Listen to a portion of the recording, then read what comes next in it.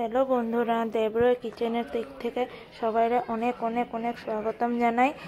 আমরা আজকে বানাবো পাবদা মাছ দিয়ে কাঁচা কলা আলুর তরকারি। তো আমরা এখন কাঁচা কলাগুলারে সিদ্ধ করে নিছি।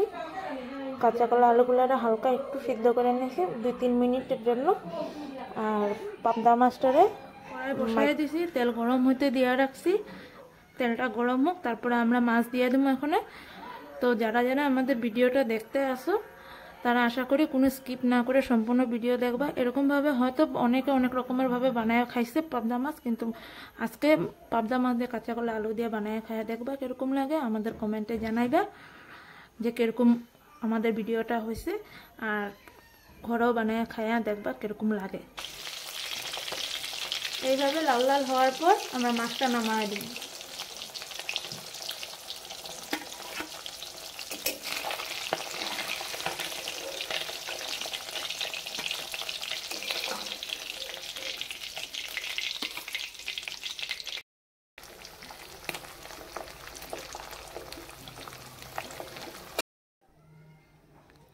এরকমভাবে ভাজি হয়ে গেলে মাছটা আমরা নামায় দেবো। কিন্তু পাবদা মাছ যেহেতু ঝুল কাঁচা কলা আলু দিয়ে বানাবো, সেহেতু বেশি ভাজুম না, হালকা ভাজুম যাতে খাইতে টেস্ট লাগে। তো আমরা এরকম হালকা ভাজি করব। তেল দেওয়ার কারণে কম ফুটছে, প্রথম মাছটা একটু বেশি ফুটছে কারণ প্রথম গরম করাতে যায়, তারপরে পরের মাছগুলো একটু কম ফুটছে। এখন 5 ফোড়ন দেব।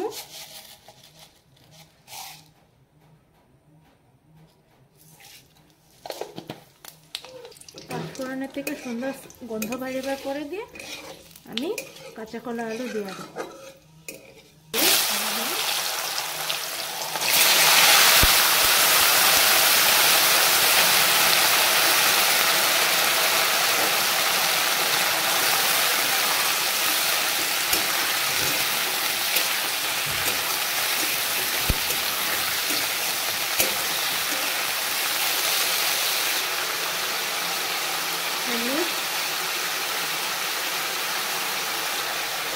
জিরা ধনিয়া একসাথে মিক্স করা আছে, জিরা ধনিয়ার গুঁড়া,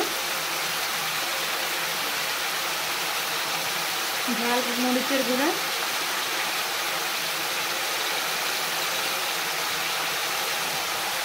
লবণ,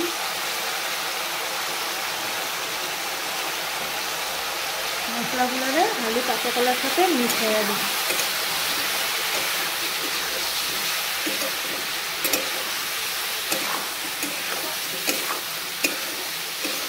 মিশিয়ে ভালোভাবে ভাজব।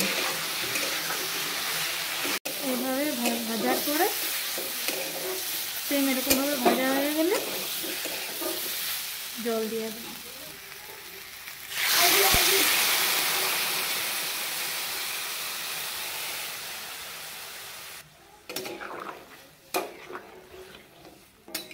ঝোলটা ভালোভাবে ফোটার পর মাছ দিয়ে দেব।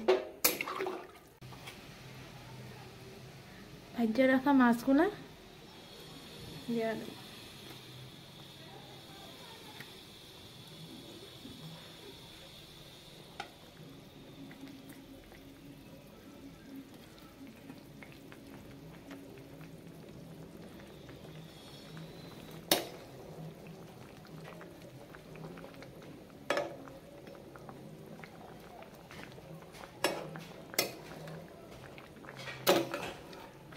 মাছটা দিয়ে দিচ্ছি। এখন আরও ভালো করে যেটারে জাল খাওয়াবো। জাল খাওয়ানোর পরে দিয়ে আমাদের তরকারি রেডি হয়ে যাব। তো 10 থেকে 15 মিনিট জাল খাওয়াবো। আমাদের তরকারি রেডি। এই যে দেখো কি সুন্দর কালার বেরিয়েছে, একটু আলু ভেঙ্গা দেওয়াতে। দেখো